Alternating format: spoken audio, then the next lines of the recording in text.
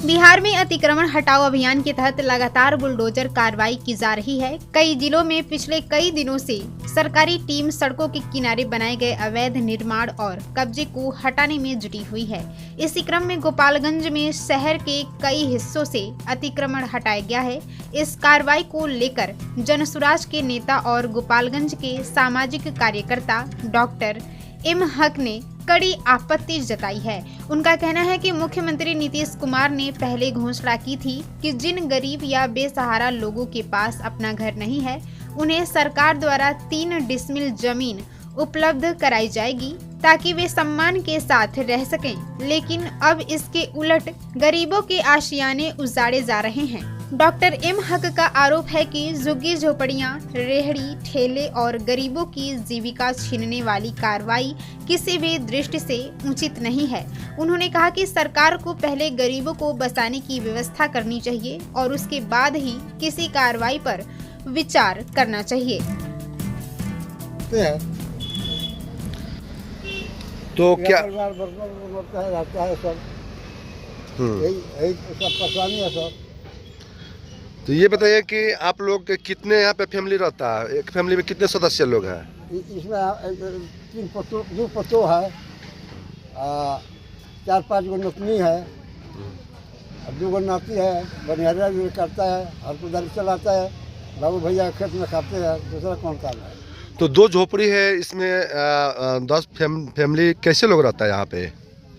2 पतोह और यहाँ पे बच्चे कैसे रहते हैं? उधर रखा है, उधर उसमें जाके यहाँ था, ये कभी यहाँ रोड जब चौड़ा बना तो उसका हटा दिया, तो उसमें कुछ बस करता है, तो कुछ बस करता है। उस झोपड़ी में भी रहता है लोग? झोपड़ी में भी रहता है, झोपड़ी में भी रहता है। यही सब परिवार हम लोग गुजर करते हैं। तो ये बताइए कि कितने सालों से इस तरह से गुजर बसर कर रहे हैं? सर हमको यहाँ हो गया 45 बरस हम गुजरा कर रहे हैं। पतो हम लाए, उसी दिन से शादी कर लाए अपना पतो आकर, तो हम यहाँ चले आए सर। कहाँ पतो है? ये जो बैठी है, क्या नाम है आपका? सतीला। कौन जगह है ये? कौन सा जगह है? जवापुर से किलोमीटर बोलता है सर।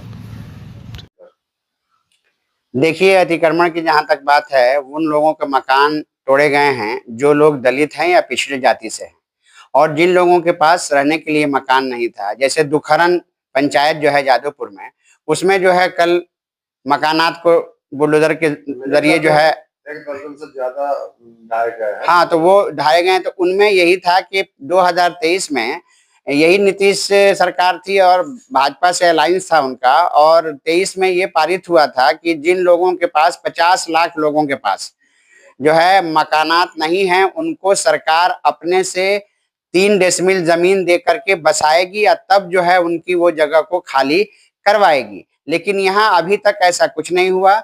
अभी तुरकहा में कुछ ऐसे लोग हैं जो 150 मकानात हैं, उनमें सिर्फ 20 लोगों को जो है 3 डेसिमिल जमीन अलॉट की गई है, और बाकी जगहों पर कुछ लोगों को किया गया है। लेकिन जो 50 लाख देने की बात थी, इसको लेकर के जो प्रशांत किशोर जी की पार्टी जन स्वराज है, उन लोगों ने विधानसभा का घेराव भी किया था, जिस पर जो है सरकार ने ये कहा था कि इस पर हम विचार करेंगे, और इस पर वो लोग मान गए थे।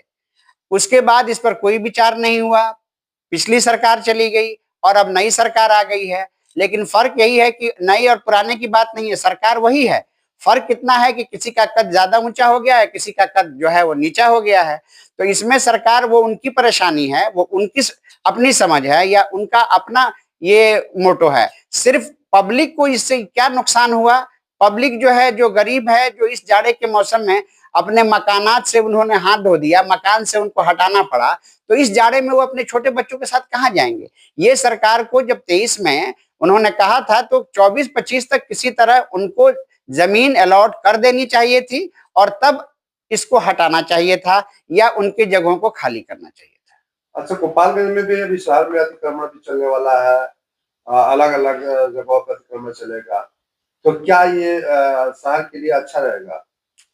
नहीं, देखिए, अतिक्रमण तो अब मान लीजिए कि ऐसी चीजें हैं, जब हमको रोड चौड़ीकरण करना है, या ऐसा कुछ है कि हमको टाउन मॉडल हॉल बनाना है, या टाउन को मॉडर्न बनाना है, तो उन जगहों पर जो है बहुत सारी चीजें हैं कि जो इंक्लोजमेंट वाली चीजें हैं उसको हटाया जाए, और उसको हटा करके बेहतर बनाया जाए, तो इसमें कोई नहीं है। लेकिन बनाते वक्त हम लोगों को भी ख्याल रखना चाहिए कि जो बना रहे हैं वो हमारी जमीन, अपनी जमीन में ही हो, या जो हमको जमीन सरकार दे रही है या जो भी म्युनिसिपैलिटी है, इसके अलावा हम आगे किसी तरह का कोई जो है इंक्रोचमेंट नहीं करें और अपने जो जमीन है उसी में अपना काम चलाएं। अच्छा, अभी अतिक्रमण बुलडोजर चल रहा है, गरीब या जो अतिक्रमण किए हुए हैं, जो भूमिहीन है, जो गंडक से कट के आगे नहर पे बसे, गंडक नहर पे बसे, फिर उनको वहां से अतिक्रमण मुक्त कराया जा रहा है, तो फिर उसके लेकर सरकार का आगे कुछ 3 डिसमिल जमीन नहीं दिया गया है, उसके लेकर क्या करेंगे आप?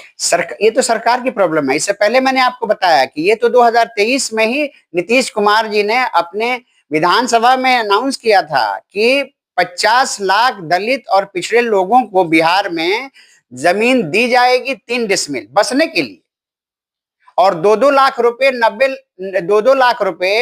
लाख लोगों को दिया जाएगा उनका अपना काम शुरू करने के लिए।